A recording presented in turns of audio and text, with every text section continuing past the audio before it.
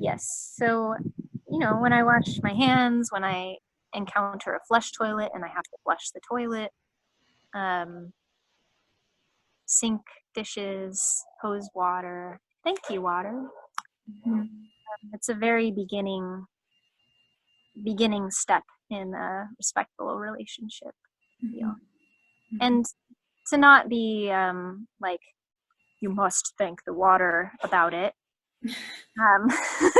because then it could cause me to, avoid using water, which might not be the best case scenario if I want my life to continue. Right.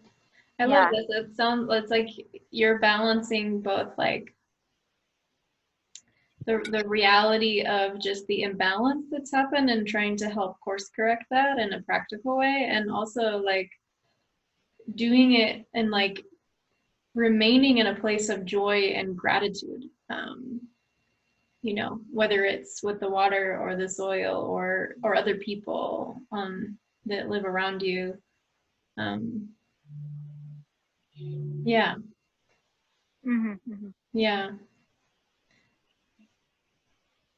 Yeah, right now at my house, I live totally off the grid, and I have rainwater tanks that I use for dishes and sponge bathing and whatnot, and the tanks that we just got new tanks, so that's great. But the tanks that were on the land that I was trying to utilize when I first arrived, they all leak horribly, just totally horribly. And it's my little joke to myself that I live with running water. I live with flowing water. I can't keep it in a container right now. I have these leaky rainwater tanks. I put buckets underneath where the worst leaks are, and I'm constantly hauling heavy buckets of water around. So dedicated.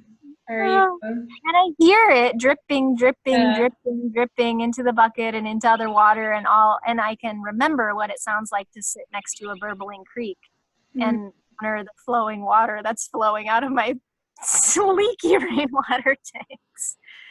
Wow. I mean, that's like such a perfect metaphor right there, Hannah. Like, right, because it's like to have something that could be considered a problem, and not that you're not gonna like work on improving it, but that problem. Oh, what? So much water. We're working on it, but it is like the bane of my existence right now. Right. No, but I don't know. I mean, I just love the resilient. Like, I think the reason this is so intriguing to me is because it's like people understand like environmental activism, but I think it's really like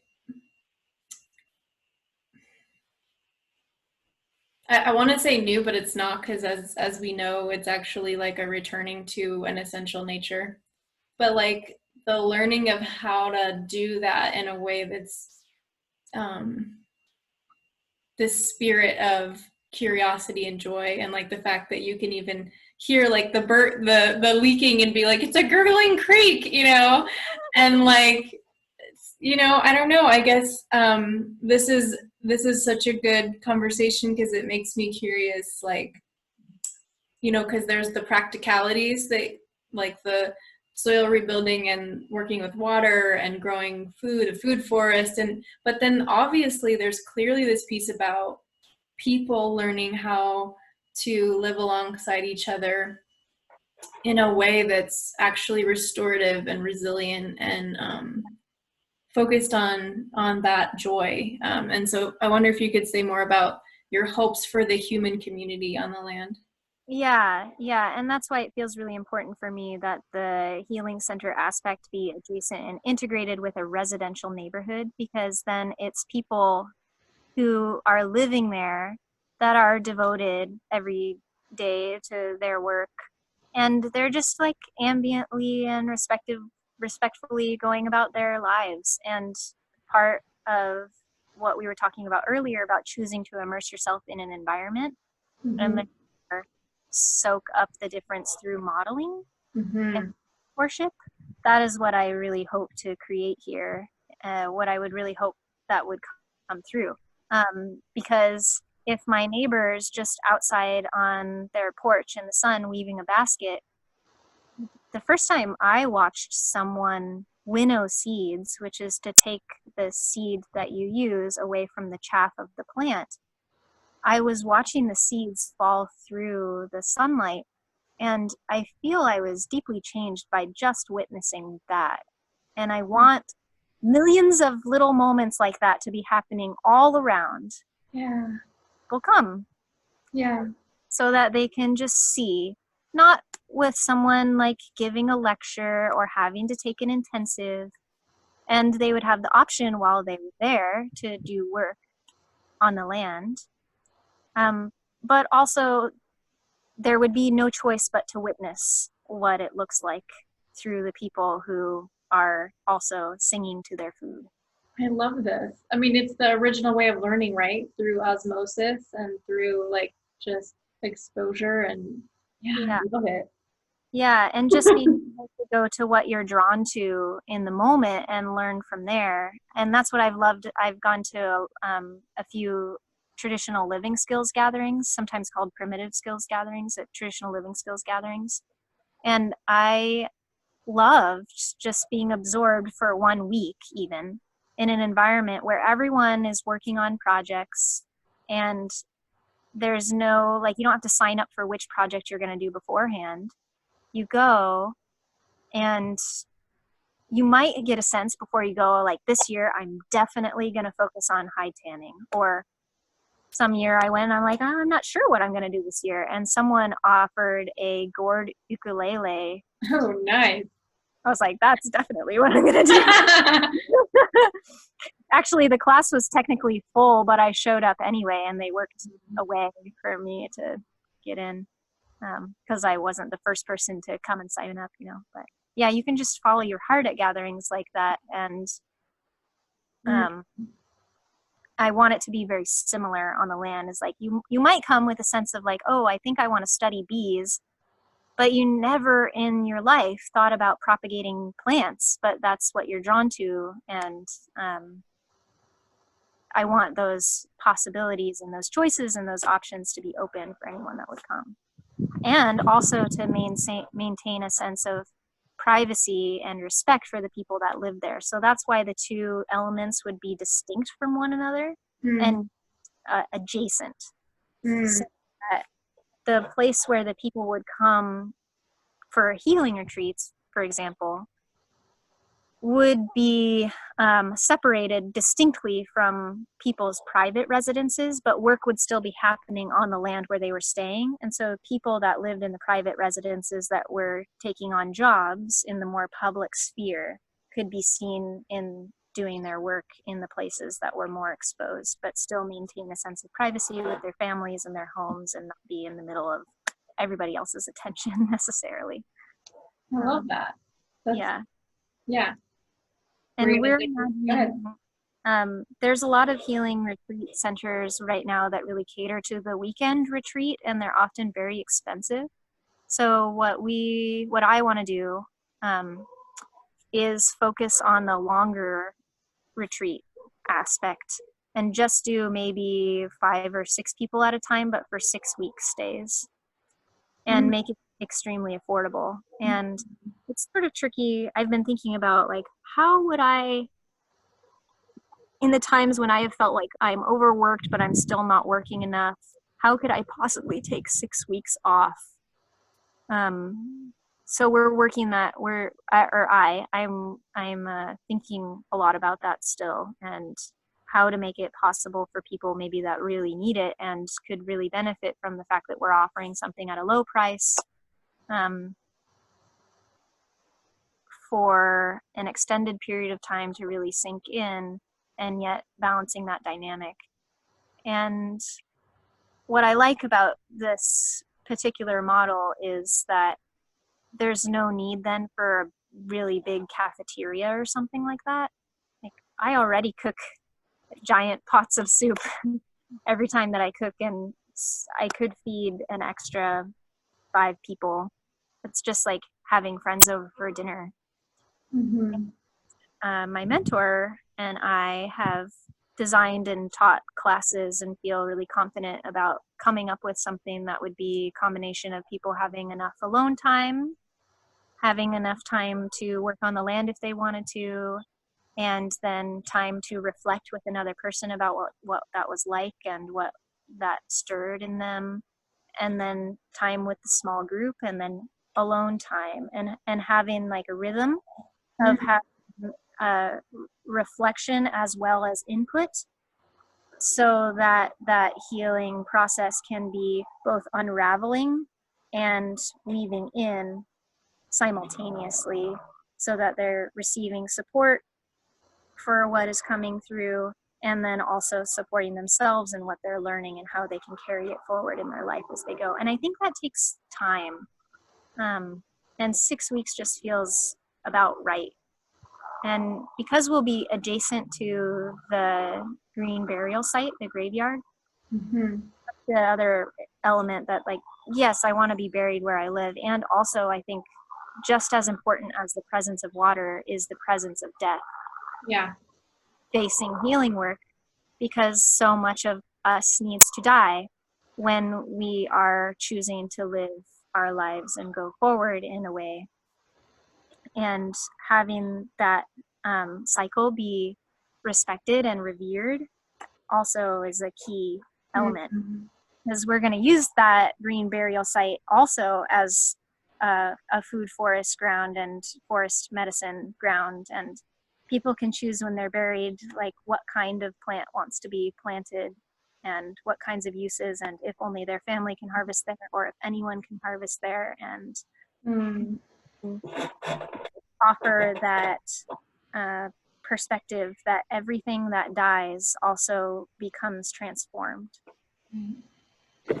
Yeah, like what I'm here, I loving that like there's really room for everything in this particular model, for these people who aren't ready to necessarily live in the way that you are ready because you've developed all this time to like fully integrate yourself into that cycle, but to give them enough space and time to experience that, to like bring it into their systems, to reflect about it, and even just like, as we know, like sometimes just knowing that something's possible and being exposed to it is like that's the spark, just like your story from years before, and your story about the wheat too, like the grains falling in the sun, and like just to spend time on a piece of land where the people are working with the land and dying with the land, and their bodies are feeding the earth back, and like it's possible, not just as an idea but as an embodied way of being. It's actually possible for our human existence to plug back into the matrix of life completely, And and to make it better by our make existence. it better, right? I love that. Like it's that idea, like we're not going to try to not make a footprint, we're going to actually make a positive impact. Yeah. And here's like a real center that this is what we do, and if you want to like be part of it, what a gift. Hannah, I'm so excited. Like I'm so Yeah. excited for the, like, because obviously, as you know, like the details are yet to be discovered and will be discovered. And that's kind of partly why this is starting to come out now, to kind of bring those pieces together. But, that intention that I'm hearing you speak to, like, must and will unfold. It's just a matter of the details. Yeah. So exciting. Yeah. And then there's so many intentional communities that already exist, and there are infinite number of ways to apply anything at any stage, even if you live in an apartment. Like we just had a nice long conversation about that. Right. Um, so yeah, and just to honor every stage that we're at. And so it's like, well, I also don't want to like co-opt this idea and put a copyright on it. Basically every place where people die, we could use more green burial sites. And so other specificities that feel really important to me are that this place is a sound sanctuary. Mm. Never be amplified music, for example.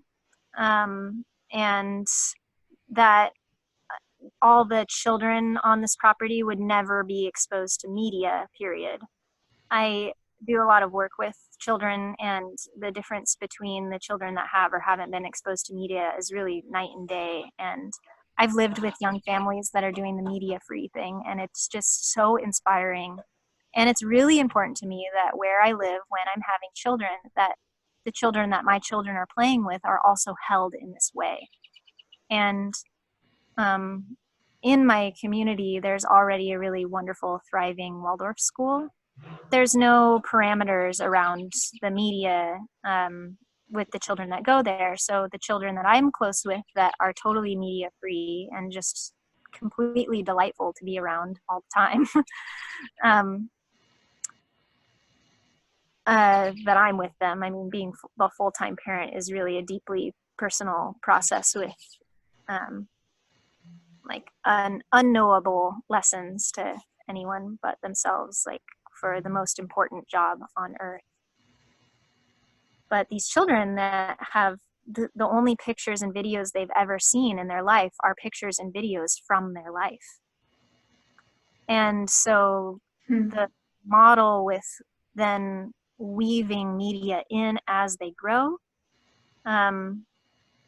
like as teenagers, for example, to be exposed to the idea of an extended movie, like that the brain finally has capacity for that, to appreciate art and an art form in that regard, but to really hold sacred the young years when the imagination is active, and to develop and devote life to the imaginative capacity which children emulate constantly and are constantly teaching us about the ways in which we can live in more harmony on earth when we just follow their lead. Right. And probably hold them. With the absence of those other inputs, I'm sure it's like much more oriented to what's actually happening around in the immediate environment, which is, you know, gonna obviously lead to a relationship with that environment that's much more integrated. Yes. Yeah, last year when I was tending this strawberry patch, and I brought the thinnings to my house and planted them in the spring, and they bore fruit in the summer. And one time the kids came over to my house, and I felt like it was the greatest success, that with total comfort, they entered the garden without saying hello to me and started to pick strawberries, because they knew exactly where they were and that they would be ripe right now, and that was what they wanted. And I felt so honored. So I want an entire neighborhood that is holding the children in this way, and that feels to me in terms of this particular project. And we need like hundreds of these projects, and people can make their own boundaries around what they do and don't want on their land, but this is what I want for my children. Right. Yeah. Well, and it goes back to what you said about modeling as like really the organic way to learn or teach anything, you know, is to just kind of be it, and then allow, like, as you stew in that, and as you come to the point in your life where you're at, where there's really an abundance of that integrated energy, it's easy to be generous. It's easy and to want to be generous, and to want people to just be welcome to kind of be around it, and like and to take what they want and need from that energy. Like, even to the point where you're also wanting to have a public element available all the time. Yes. Yeah. So the public element would be a separate parking lot, like on the other side of the property, that would begin at the green burial site, so that there could be walking trails through the forest that anyone could access at any time without coming near the healing center or the residential. There's at least these three distinct elements that are adjacent to one another, but not fully integrated for the purpose of having those boundaries. Yeah. It's a beautiful, beautiful vision. I'm just like over here kind of just like feeling bubbly, and because because it so speaks, I think it really speaks to a deep yearning in all of us to some degree or other in different ways.